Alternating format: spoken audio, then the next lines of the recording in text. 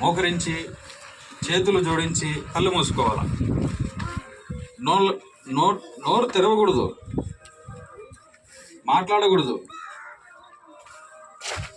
మోకరించి చేతులు జోడించి కళ్ళు మూసుకోవాలి.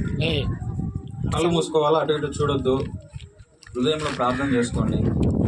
నువ్వు చిన్నవాడివైనా చిన్నదానివైనా, నీకేం తెలిసినా తెలియకపోయినా, ఒకవేళ చిన్న వయసులోనే తెలియక ఎన్నో తప్పులు చేసినా, తెలిసి ఎన్నో పాపాలు చేసినా, నిన్ను ప్రేమించే వ్యక్తి యేసుక్రీస్తు ప్రభువు. నిన్ను ప్రేమించే దేవుడు యేసుక్రీస్తు ప్రభువు. నీ జీవితాన్ని బాగు చేసే దేవుడు యేసుక్రీస్తు ప్రభువు. ఒకవేళ నీకు ఆరోగ్యం బాగలేదేమో, లేదా మీ ఇంట్లో పరిస్థితులు బాగలేవేమో, అమ్మ నాన్న పరిస్థితులు బాగలేవేమో, అయినప్పటికీ నిన్ను క్షమించి నిన్ను, నీ కుటుంబాన్ని, నీ తల్లిదండ్రులను బాగు చేయగలిగిన వాడు యేసు ప్రభు.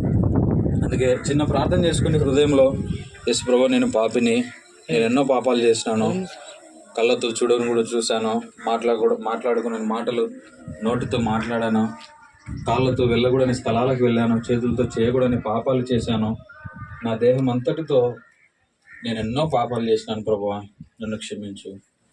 నేను చనిపోతే నరకానికి పోతాను, అయితే ఇప్పుడు నా పాపాలు క్షమించండి, నన్ను పరలోక రాజ్యానికి వారసునిగా చేయండి అని ప్రార్థన చేసుకుని హృదయంలో.